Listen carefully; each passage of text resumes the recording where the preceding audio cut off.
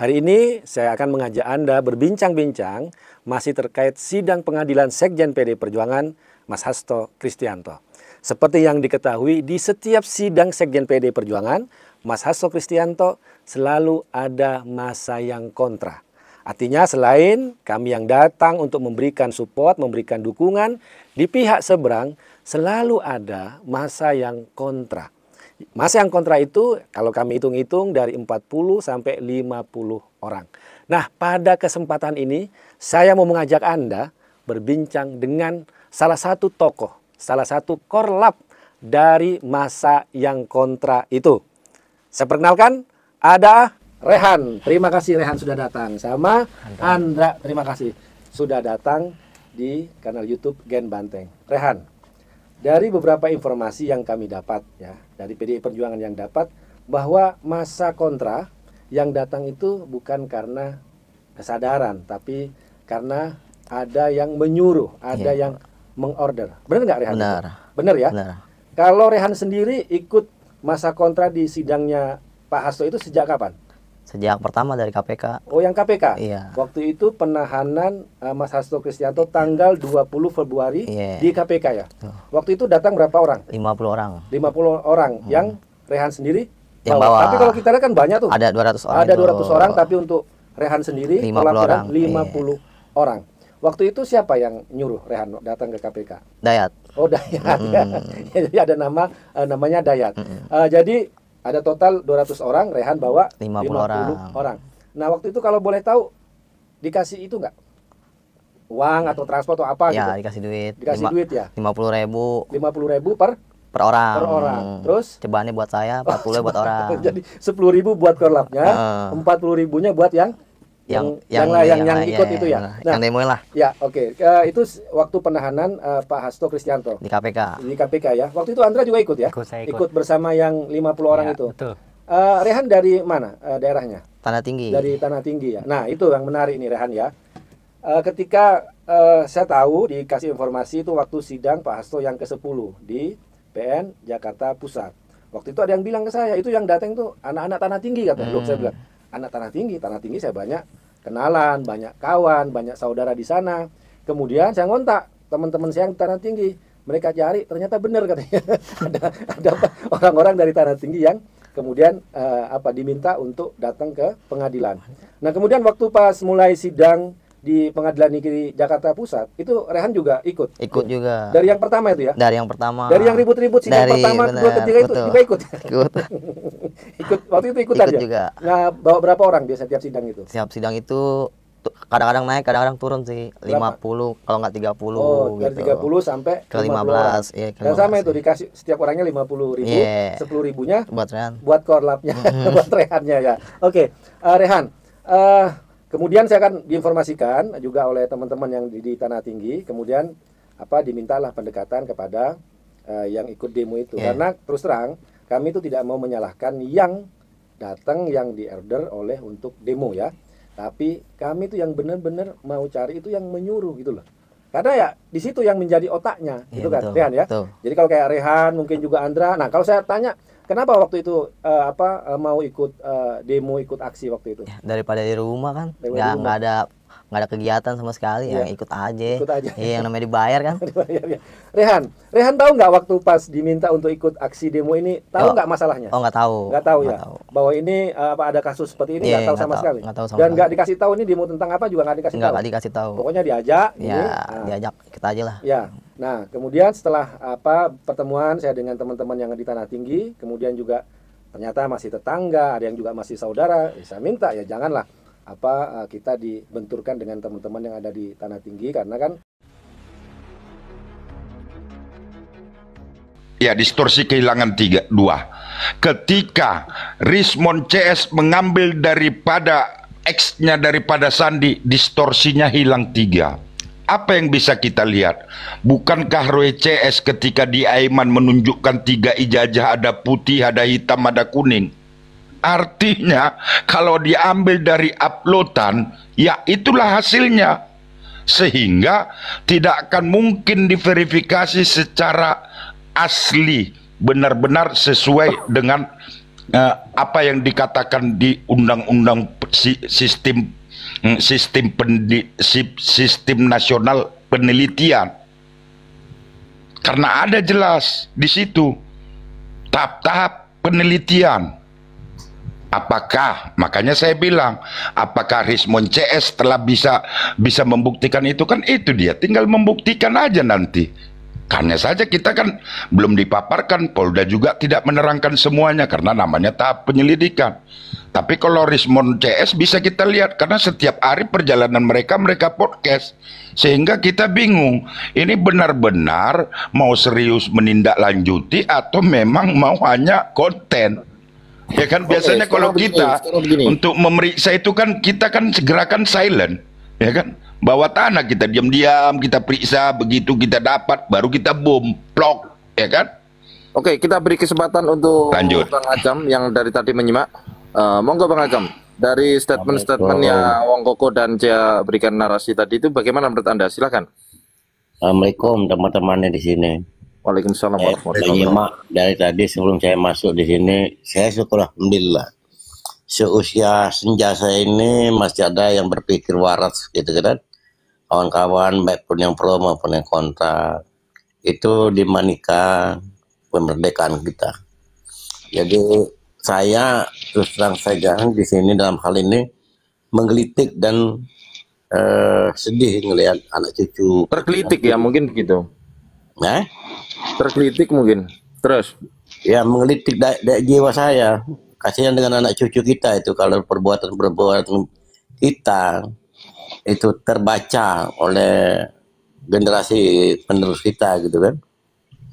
Sebenarnya kata Bung Karno dulu, berikan saya satu pemuda biar saya yang menghantam penjajah.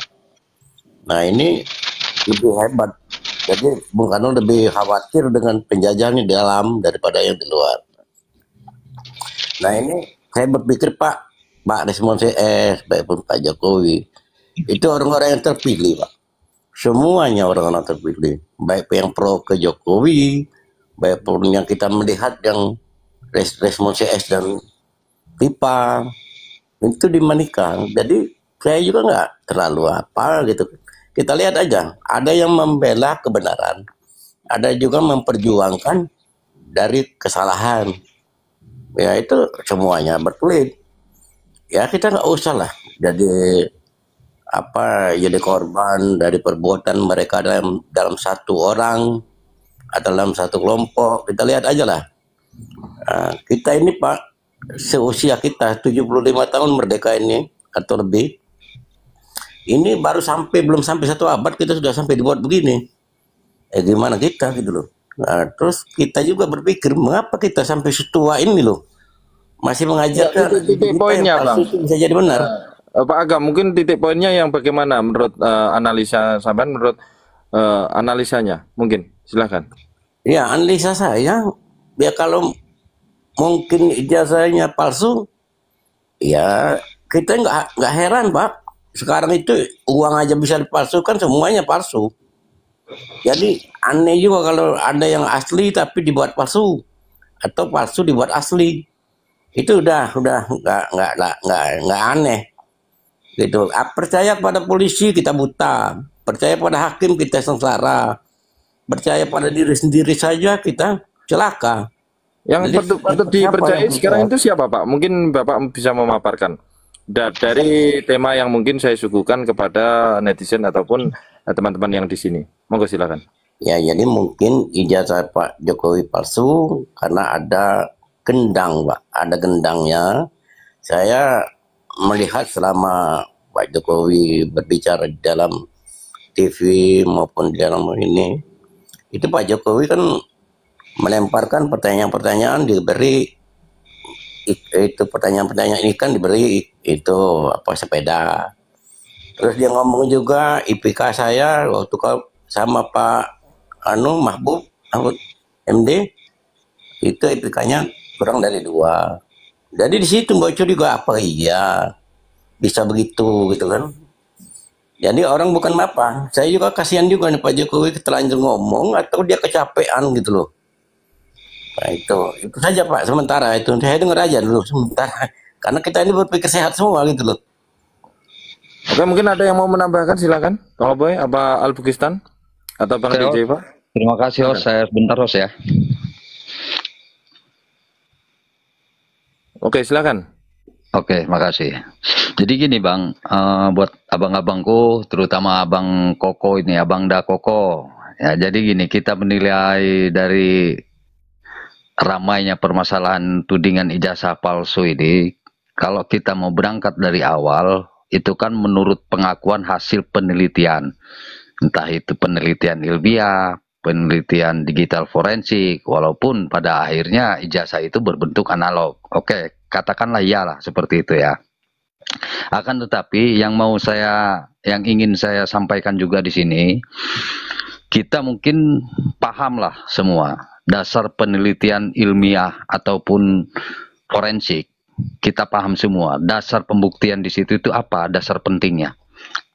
Artinya pasti larinya ke dasar pembuktian secara bukti empiris. Karena bukti empiris ini menekankan kepada fakta dan data yang dapat diuji untuk memastikan kebenarannya sebuah yang diteliti. Dan bukti empiris ini kita tahu semua, itu jelas berbeda dengan bukti-bukti yang didasarkan pada spekulatif ataupun pendapat pribadi. Bukan dalam arti kata kita tidak boleh berpendapat, sah-sah saja berpendapat apapun itu ketika tidak menjudge seseorang ya. Artinya, kalau saya sikapi permasalahan tudingan Pak Roy Suryo ini, karena kita dasarnya memang negara hukum, tentu mengedepankan secara hukum, terlebih ini mengarah ke tindak pidana. Kita pahami, apa sih kebenaran hukum yang dapat didasarkan pada fakta? Yaitu factual truth. Bukan hanya opini atau perasaan subjektif. Singkatnya, faktual ini sesuatu kebenaran yang dapat diverifikasi. Dan saya yakini, perkara Pak Jokowi di Polda ini akan dimenangkan oleh Pak Jokowi dikarenakan apa yang ada di dalam dasar factual truth itu sudah ada di dalam Pak Jokowi. Sudah diverifikasi oleh pihak otoritas. Kesatu. Kedua, secara legal truth, konsep kebenaran yang kita gunakan di dalam sistem hukum kita berdasarkan pada apa? Pada bukti dan prosedur hukum tentunya. Siapa yang bisa memutuskan? Ialah pihak yang berwenang. Satu, dalam ijazah tentu yang memiliki otoritas, yaitu UGM.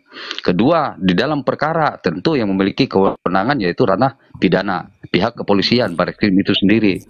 Jadi kalau untuk saya hanya berharap mudah-mudahan tidak dilanjutkan untuk ke ranah pidana, ada penyelesaian di Polda sehingga tidak menjadi bola panas lah di masyarakat sehingga banyak menuding Pak Jokowi tidak negarawan dan sebagainya. Tapi untuk pembuktian ini wajib agar masyarakat tahu, tidak terkecoh oleh narasi-narasi sesat bahwa Pak Jokowi ataupun UGM menerbitkan ijazah palsu. Itu saja host dari saya host. Terima kasih banyak host. Oh, berarti Bang Opo itu tidak sepakat dengan pernyataan Bang Koko tadi. Seharusnya tindakan Pak Jokowi harusnya ke UGM, mungkin begitu? Ya tentu kalau itu kan masalah tuduhan tentu tidak ke UGM Bang, harus ke kepolisian, pihak yang berwenang. Bagaimana Bang Koko tanggapan tentang tidak kesepakatan Opo ini, Bapak Opo? Ya itu, ya saya bilang dari awal ijazah itu ciptaan UGM yang menerbitkan. Satu contoh, Bang Bluk misalnya nih, di ijazah itu ditulis kan namanya BLUK. Nah, sementara di ijazah BLOEK, sama-sama Bluk namanya, tapi salah penulisan. Kira-kira abang kemana itu mau ngadu? Anggaplah ada kesalahan gitu. Ke penerbit kan, pasti balik lagi ke penerbit kan begitu. Ini kurang lebih sama bang, sama ibarat ada kesalahan penulisan. Ada kejanggalan lah, katakanlah apapun itu namanya kan kejanggalan. Ya balikin ke yang memproduksinya kan begitu. Itu simple sebetulnya. Nanti yang menuduh biarkan tarung dengan yang pencipta itu, bukan yang pemegang. Pemegang itu nggak ada beban di situ. Pemegang itu hanya kalau Pak Jokowi itu pernah kuliah di situ, lulus di situ, dan UGM sudah menjamin 100%. Kalau Pak Jokowi itu ijazahnya asli dengan bukti-buktinya. Nah, ketika ada kejanggalan, ya tinggal UGM yang paling bertanggung jawab kan begitu, Bang. Nah, kenapa sekarang Pak Jokowi ketika ijazah itu dituduhkan kepada seseorang, kita harus apa itu ke balikin lagi ke sumbernya, kan begitu. Simple, Bang. Tinggal balikin ke sumbernya. Udah, ini nggak bakal rame. Terus Suryo CS juga tidak akan mencari kelemahan-kelemahan ijazah itu kalau saat itu cepet tanggap Pak Jokowi datang ke UGM. Nah sekarang udah berputar-putar, maka Suryo CS pun akan mencari kelemahan itu. Akhirnya Pak Suryo CS pasang badan, silahkan saya kalau salah di penjara, karena dia udah mendapatkan kelemahan ijazah itu. Berarti sekali lagi ditegaskan bahwasanya tindakan Pak Jokowi menurut Bapak Koko ini tidak setuju ya, tidak salah ya? Iya, saya tidak itunya. Jadi nanti urusan yang itu UGM, biarkan mau lapor polisi, mau ke pengadilan, UGM yang bertanggung jawab, yang menulis ijazah itu gitu loh. Itu kalau menurut saya kan seperti itu. Ya maaf ya teman-teman, barangkali kita berbeda. Karena kalau saya pelajari ya itu seperti itu gitu loh. Karena hanya pemegang, Pak Jokowi itu bukan pencipta gitu. Ya, mungkin ada yang menanggapi, silahkan. Siapapun boleh. Ya saya tanggapi ya, host. Siap, monggo. Ya sudah saya katakan tadi, saya sepakat dengan apa yang dikatakan Bang Koko ini. Akan tetapi sedikit ada perbedaan asumsi dalam hal ini. Kalaupun ijazah Pak Jokowi ini ataupun Pak Suryo ini mengatakan UGM menerbitkan ijazah palsu, itulah ketika yang digaungkan. Mungkin semua yang memiliki ijazah dari UGM boleh protes ke UGM. Ini kenapa ada yang mengatakan ijazah UGM palsu? Ini kan permasalahannya bukan seperti itu, tapi Pak Suryo langsung mengatakan bahwa ijazah Pak Jokowi itu 1000% palsu. Kesatu. Kedua, kalaupun misalkan ini Pak Jokowi atau siapapun pemilik ijazah tersebut, ketika memerlukan ijazah itu untuk kelengkapan administrasi atau persyaratan lainnya, ketika itu ditolak oleh salah satu yang berkaitan,